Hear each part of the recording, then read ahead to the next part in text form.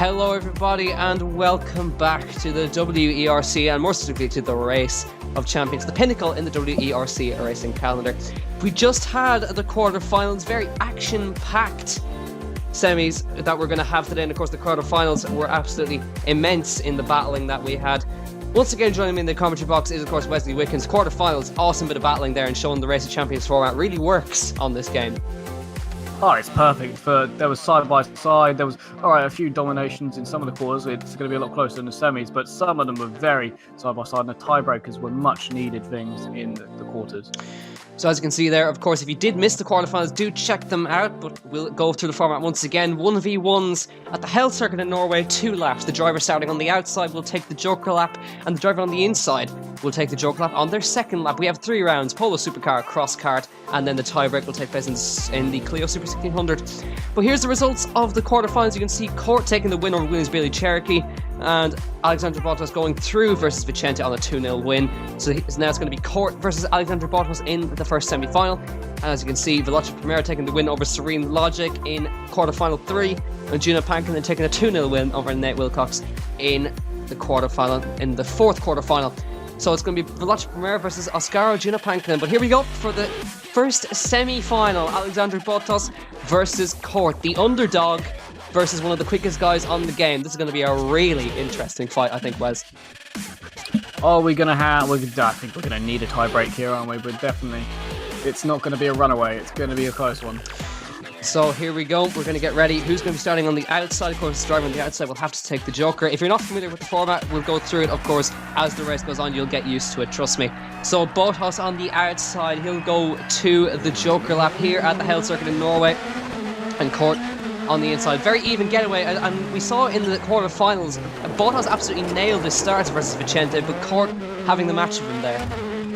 Yeah, I definitely think what happened in the quarters was he was using second gear compared to the other driver, and now Court's obviously using second gear as well, and it's definitely more even that way, the fastest way there. Yeah, and judging by the gaps, I think it might just have the edge Bottas, but we'll see as they come towards the last 2 corners. Of course, the Joker lap right here is very, very quick. Court going a little bit wide there in the last corner. It might cost him a bit of time.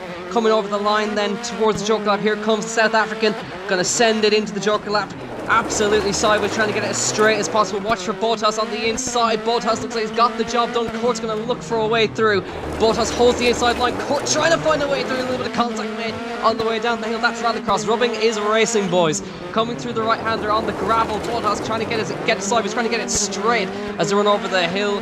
Very even between the two of them, if no mistakes from Bottas as they come down the hill. Bottas a tiny bit wide actually into the last corner then. Court trying to find a way past, but it's going to go Bottas' way in race number 1. Very, very close as we predicted, and I think that's how the semi-finals are going to go in general, but very nice job from Bottas there.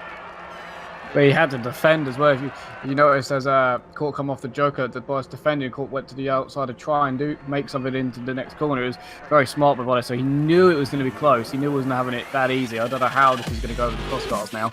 Yeah, of course, coming out of the Joker, it's actually blind. You can't really see to your right-hand side as you come down there, so Bottas did a very nice job of holding the inside line, defending the cutback line from Court. But here we go in the cross karts, rear-wheel drive motorbike engines in the back of these things. So these things are absolutely mad, and they will want to send you around, especially on gravel surfaces. So Bottas needs to win this to go through to the final. Court, he's got to put up one hell of a performance to bring it to the tiebreak. So he will start on the outside line. He will go to the Joker first. Bottas will take the standard lap. Away they go, and Court absolutely minced him off the line. Look at that one from Court. Brilliant start. Yeah, that's good. The completely opposite of what happened in the quarterfinals for Bottas. It was the completely opposite. Normally it was him doing that to the other drivers. Maybe caught napping a bit there. Of course, the start sequence involves the ready to race light coming on, and then the start sequence is completely randomized by a computer. So it can go very quick sometimes and can catch you off guard, but Court was absolutely awake to that one. So Bottas coming down the hill then through the right-hander will then, as he crosses the line, will hop on board with Court and see how he's getting on, how far back is he, and will he get the jump on Alexander Bottas. They come towards turn 1. Bottas is into the Joker lap. I think Court might have this one coming through the right-hander. Watch for Bottas on the inside line as they run towards the left-hander. I think Court's got the jump. He has. So Court's got the job done. How far ahead is he? I think he's quite a ways ahead. He's done a very, very nice job there. Yes, he's miles ahead. So Court's put one over on Alexandru there, and coming up towards the last 2 corners. He's done a very nice job there. The underdog coming through to take a race to win if there's no mistakes through this last section. Bottas is pushing hard behind, trying to get ahead, but it's going to go to a tiebreak, ladies and gentlemen. Court gets the win over Bottas. I think that's a very big surprise. Yeah, it's a surprise because it's in the more difficult car out of the 2 they've just used. I knew there would be a have to use a tiebreak here in the semis, but it wasn't exactly too close. It was close, but it wasn't as close as we have seen, so it was a very good run by Court to get that. Yeah, and just looking at the gap, I think it actually was the start that did that. He got a huge gap into the Joker lap, so he's done a very nice job there. But this is big. This is the tiebreak. Whoever wins this goes through to the Race of Champions final to have a chance to become the champion of champions. Alexander Bottas versus Court in the Clio Super 1600s. So, of course, varying different cars. 4-wheel drive, rear-wheel drive, and front-wheel drive. Very hard to adapt, isn't it? Alright, you've got to adapt within a couple of minutes as well, it's insane. So Court will have to take the Joker first. Bottas on the inside will be taking the stand lap. Away they go from the line. Very even getaway, as they always are in the Super 1600s. They like to bog down off the line, and nobody really gets the jump unless they guess the lights, really. Bottas a tiny bit wide there, I think, but seems to have got away with it as they come down to the left-hander. But it's always hard to get these things to actually turn in because they're front-wheel drive and they always want to go straight on for some reason. Yeah, they just massively understeer, don't they? You try and handbrake it a little bit, it would snap back at you. Yeah, and there's no point in counter steering because it'll go the opposite way then, so you just got to point it where you want to go and floor the throttle. But here comes Bottas very close to the wall. He's got to push hard, he's got to watch out for Court, he's following behind. Whoever gets the jump, there's only 1 lap left in the semi-final. Here comes Bottas over the top of the line.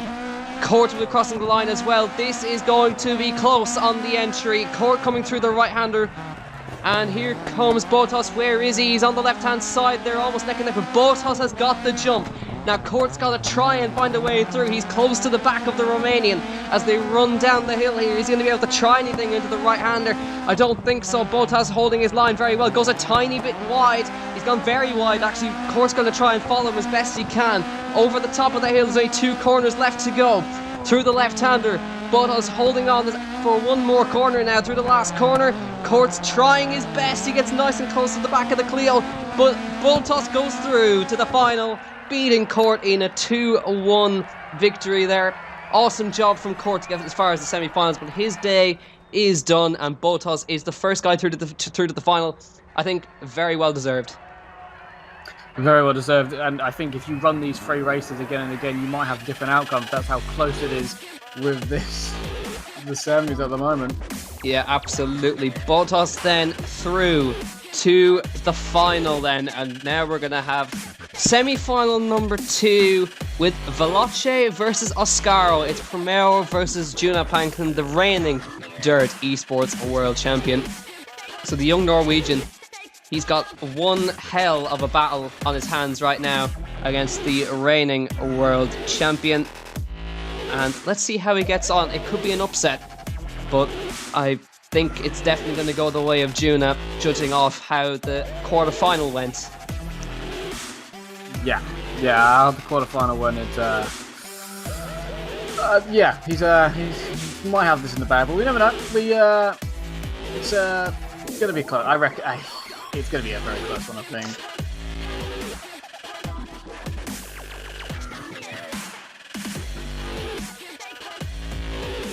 So here we go then, semi-final 2, round 1. Veloce Primero up against Juna Pankin, the reigning Dirt World Esports Champion, as we have said many times. And he is one of the quickest, if not the quickest driver on the Dirt games at the moment, up against the young Veloce driver, Primero, the young Norwegian. So he's got a job ahead of him, but let's see what they can do. They're both very, very quick drivers, but Juna, I think, will probably have the edge, at least in the 4-wheel drive supercars. I think that's his specialty. Yeah, well, the way he managed to hold the car control when he sends it, yeah, it's absolutely insane. Well, away they go then. But Primero getting the jump off the start actually a little bit. He comes into the Joker lap then. and Juna to the inside on the standard lap. Primero, very nice joker lap, I must say. Didn't use any handbrake there, which is quite unusual, which is completely opposite to Juna's style, who just completely sent it sideways. But as we'll see on the way to the joker, but Primero down the hill then into the gravel section, sending it sideways and trying to get it as straight as possible. Very nicely done. Juna up ahead, he'll be already trying to think about the joker merge and where he's going to be able to defend from Primero. You can see Juna just up ahead there in the finish coloured four-wheel drive Polo supercar. Across the finish line they come then, and Pankin into the joker, and that's what we're talking about, that absolutely send it style, and he has come out absolutely miles in front of Primero and a little bit wide from Juna there, so he might have a little bit of problem from Primero coming down the hill, but seems to have got the traction he needs there down the hill. And I think, if no mistakes, he is going to be taking this semi-final win as he comes down the hill into the left-hander, then into the right-hander. This is going to be heat race 1 going to Oscar Juna P, and closer than we thought, I think. I think a little bit closer than before, but that was an absolutely amazing time. I've been trying to look at the race. I've done it, I think. Might be the first 13, I'm not really certain, but he's absolutely smashed that. Yeah, 1:13.9, I think it's the quickest time we've seen all weekend so far. But here we go, round 2, Veloce Primero up against Juna Pankkinen in the cross karts. This is for the 2nd place in the final and the chance to become the champion of champions on the WERC on the PC side. Of course, we do have the PS4 side as well, which will be coming out hopefully shortly as well, where you can see the two of us racing each other in the quarterfinals, which was a brilliant fight, I must say. Go watch it. Yeah, definitely. But here we go then, the cross karts. It is going to be Primero on the outside, Pankin on the inside. Let's get ready for semi-final 2. Away they go from the line then. It's Primero on the outside, Pankin on the inside. Primero again with the jump on the start into the joker lap, cutting off Juna a little bit there on the way into turn 1. Trying to get as turned in as he can into the joker. Very nicely done from him. And Juna's now going to be pushing very hard to keep himself out in front. So, decent gap there. We're not quite sure, but the joker lap is very, very short around here, as we've seen, isn't it, Wes? Yeah, it's one corner. It's not the shortest, I think, France beating sort of how long the time frame on things, but it's just it's a brilliant corner, and there's a few different lines you can take that corner as well, and they'll be a bit careful in these cars because you don't hit too much of the curb. Yeah, of course, France with the added chicane. But here comes Juna into the joker lap, sending it sideways, getting it absolutely spot on through the joker. Where's Primero?